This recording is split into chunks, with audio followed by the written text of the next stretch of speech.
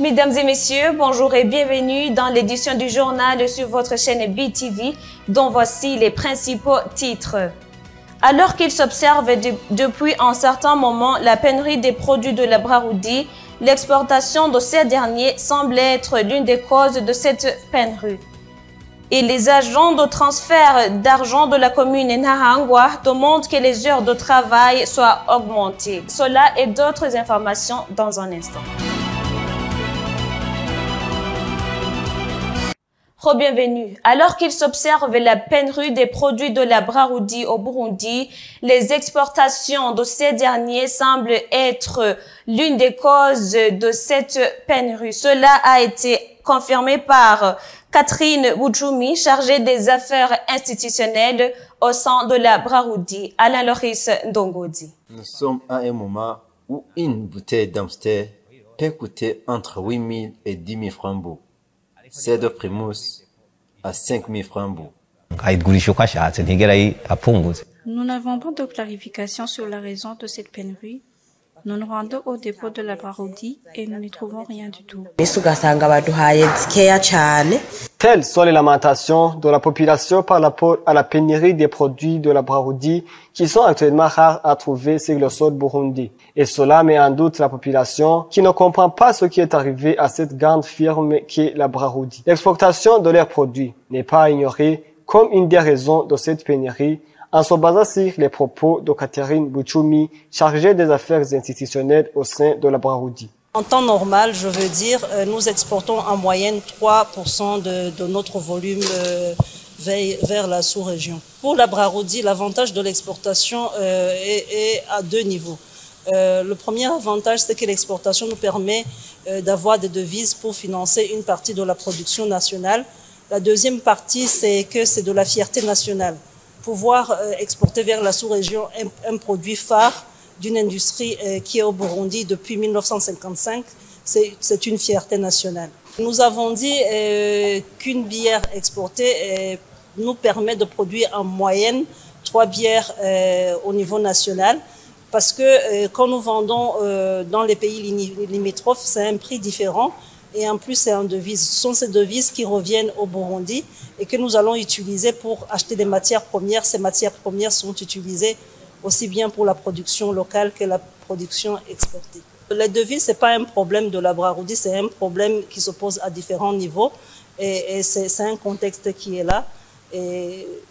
Et nous avons nous avons continué à produire jusqu'à maintenant. Dans cette période de pénurie des produits de la Braroudi, les commerçants de ces derniers en profitent pour une hausse exagérante des prix où quelques-uns arrivent jusqu'à doubler les prix imposés par le gouvernement.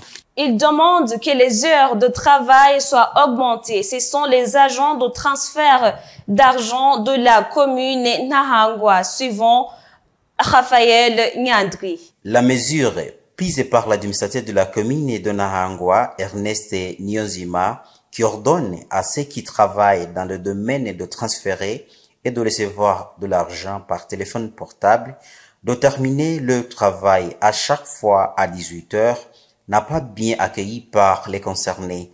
Lorsqu'on s'est entretenu avec eux, ils se sont exprimés ainsi. On l'a pas bien accueilli car à partir de 18 heures, c'est le temps d'avoir beaucoup de clients qui achètent des unités ou faisant des transferts ou retraits d'argent via l'Imicash, mais pendant la journée, les personnes sont dans leurs travaux. Nous qui œuvrons dans l'Imicash, nous n'avons pas bien reçu cette mesure, mais on ne peut pas contre, car nous respectons nos autorités, nous respectons nos supérieurs. Nous nous réveillons très tôt le matin et nous avions l'habitude de rentrer à partir de 20h ou 20h30. Il y a des gens, quand ils rentrent le soir, ils passent chez nous pour acheter des unités ou déposer de l'argent qu'ils ont gagné pendant la journée ou faire des paiements pour les achats de marchandises entre 18h30 et 19h, souvent retrait à 20h30. Ces travailleurs nous ont fait prendre conscience de l'importance de ce travail dans leur vie quotidienne et ont demandé une augmentation des heures de leur travail. Ce travail nous aide beaucoup dans la vie. Personne ne se lamentait en aucun cas. Ce travail nous aidait à payer les loyers et s'acheter de la nourriture.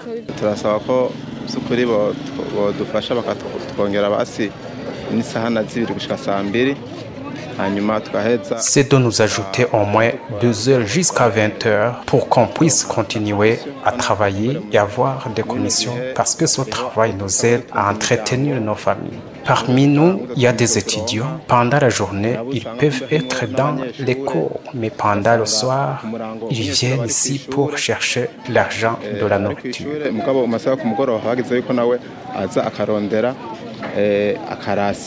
Il est vrai que cette mesure a été prise pour maintenir la sécurité, mais on ne peut abandonner à les demander de nous ajouter 1 heure ou 1 heure et demie. Cette mesure a commencé à être mise en œuvre à partir du 8 mai de cette année. Et sur la page économie, il reste encore beaucoup d'efforts à fournir pour booster les exportations au Burundi. Cela a été dit par Olivier Sougourou, président de la CFCIB, qui a même proposé quelques stratégies au gouvernement en vue d'améliorer ce secteur. Suivons encore Alain Loris Ndongodi. Sous le thème « Défis pour les exportations des produits burundais », quelle solution stratégique et durable a été organisée mardi 14 mai 2024, une journée de réflexion sur les exportations des produits burundais. Marie-Chantal Nijimbe, ministre et en charge du commerce, a dévoilé l'objectif de cette journée. L'objectif de cet atelier est d'échanger avec les parties prenantes en vue d'identifier les défis liés à l'exportation pour ressortir ensuite des recommandations qui vont servir de mise en place des mécanismes pour relever les défis auxquels font face les entreprises de manière générale et les exportateurs en particulier. Cet atelier cadre également avec la volonté du ministère du Commerce, du Transport, de l'Industrie et du Tourisme qui mise sur la transformation et le développement des chaînes de valeur à fort potentiel d'exportation. Olivier Sougourou, président du Chambre fédérale du commerce et de l'industrie du Burundi, CFCIB, a proposé 5 solutions au gouvernement du Burundi pour mieux booster les exportations. C'est franchement le premier lié à la gouvernance. Alors, pour résoudre le problème de la gouvernance, moi, j'aimerais qu'on mette dedans le programme de digitalisation. C'est la solution pour améliorer la gouvernance. Et on ne peut pas parler de la digitalisation, bien que c'est le programme qui est vraiment un programme pour le gouvernement, si on ne peut pas résoudre un premier lié au développement des TIC. Une autre réforme, c'est la suppression de toutes les barrières non tarifaires. Ça serait pour booster le commerce transfrontalier. Une autre réforme que je pourrais proposer, c'est au niveau du BBN. Ça a été déjà évoqué par tout le monde. Le BBN a besoin d'avoir des ressources humaines en quantité et en qualité. Ça, j'insiste, en quantité et en qualité. L'autre réforme que je voulais proposer, c'est de créer un fonds d'investissement pour accroître les produits d'exportation et soutenir l'innovation. En fait, ça c'est la création au sein de l'ADB d'un guichet unique pour l'exportation. Problèmes liés à l'insuffisance de l'électricité ainsi qu'à la pénurie du carburant influencent la diminution de la quantité de production dans les entreprises et s'ensuit directement le principe sans production, sans exportation. Et dans l'agriculture, 73% de la superficie des terres agricoles au Burundi contiennent de l'acide. Cela a été confirmé par Séverin Nidjimbere, enseignant, chercheur des universités et expert en sciences du sol. Suivant Elvis Mounianeza. Selon les travaux de recherche menés par l'IFDC, International Fertilizer Development Center, l'usage de la dolomie est nécessaire afin de restaurer la fertilité des sols. Cela a été annoncé par Oscar Ndouimana, chargé du projet pilote dolomie au niveau de l'IFDC ce 14 avril, lors d'un atelier de restitution des résultats du projet, récupération agroécologique des sols fortement acides et appauvris en éléments nutritifs de la région d'altitude du Burundi. Cet atelier a été organisé en collaboration avec l'Université du Burundi, particulièrement la faculté d'agronomie et de bio-ingénierie.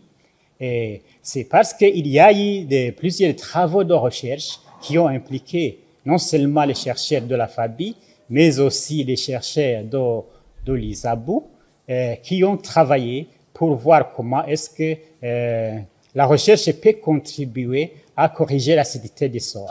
Et l'acidité du sol, c'est une priorité sur laquelle agit le projet PAGLIS de l'IFDC parce que nous avons constaté un problème trop sérieux d'acidité consécutivement à des travaux, à des études qui ont été menées, mais aussi à la cartographie qui a été produite. Ils ont montré que vraiment le problème d'acidité concerne plus de 73% des sols cultivables au Burundi. Donc, la correction de ces sols, la restauration de ces sols, ça devrait être une priorité. Alors, nous avons appuyé plusieurs travaux de recherche, notamment pour savoir quelle est la dose de dolomie qu'on va recommander aux agriculteurs, quelle est l'interaction entre la dolomie et les autres composantes qu'on ajoute dans le sol, comme la matière organique et les autres fertilisants. Quant à Séverin Nijimbele, enseignant-chercheur des universités et expert en sciences du sol, la grande superficie des terres agricoles du Burundi sont occupées par des sols acides. Comme l'a montré une étude qui a été menée par ISABU sous financement de l'IFDC, d'ailleurs ce sont des études qui ont été menées, une en 2013 et une autre en 2022, qui sont arrivées à l'établissement des cartes de fertilité. Et sur ces cartes de fertilité, on montre que plus de 73% de la superficie des terres agricoles du Burundi sont occupées par des sols acides, c'est-à-dire des sols dont le pH est inférieur à 5,5. C'est plutôt des sols fortement acides. Deuxièmement, il y a l'absorption des nutriments par les plantes. Troisièmement, il y a des réactions d'oxydoréduction. Séverin Nijimbele lance un appel à l'IFDC de continuer son appui dans la lutte contre l'acidité des sols. L'IFDC, c'est d'abord lui adresser nos sincères remerciements, mais aussi lui demander de continuer à nous appuyer dans cette étude sur la dynamique des propriétés physico-chimiques des sols cholés, puisque jusque là au Burundi, on ne sait pas quand est-ce qu'il faut revenir pour réappliquer la chaux après combien de temps. Vous saurez que l'usage de la dolomie permet d'augmenter la productivité du sol et du pH. Chacun peut être expert dans son domaine. Tu peux être expert en toute analytique. Tu sais qui sera la prochaine star de la saison. Tu peux être expert de tous les matchs. Tu es un expert en statistiques ou en opinion des autres. OneXBet t'aidera à démontrer ton expertise. Exprime-toi. Tu es l'expert. Hello. Can you have Blaugrana Crew, please? Blaugrana Crew! Blaugrana Crew! Blaugrana Crew!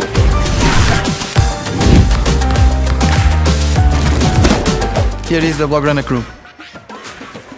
Rejoignez le Blaugrana Crew, participez à la promotion et gagnez des prix offerts par OneXBet et le FC Barcelone.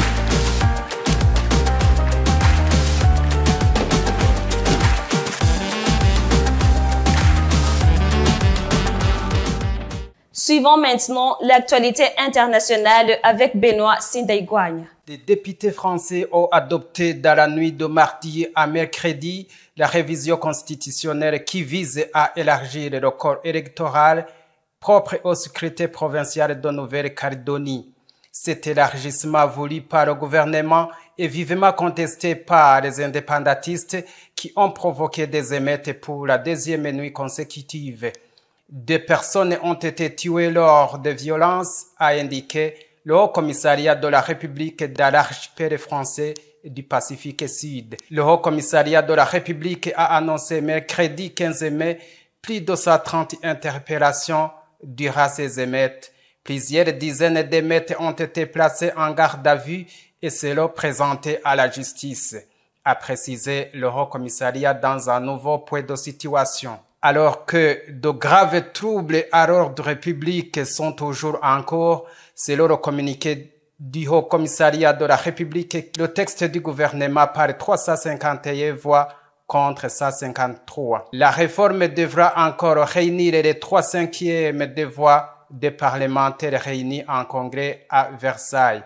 Dans un courrier adressé mercredi au représentant cardonnier, condamnant les violences indignes et appela au calme, le président Emmanuel Macron a précisé que le congrès se réunirait avant la fin juin, à moins qu'indépendantistes et loyalistes ne se mettent d'accord d'ici là sur un texte plus global. Pour permettre aux jeunes d'être opérationnels sur le marché de l'emploi ou alors faciliter une installation à leur propre compte, de nombreuses structures ont été mises sur pied dans ce sens, en même temps que d'autres facilités ont été aménagées.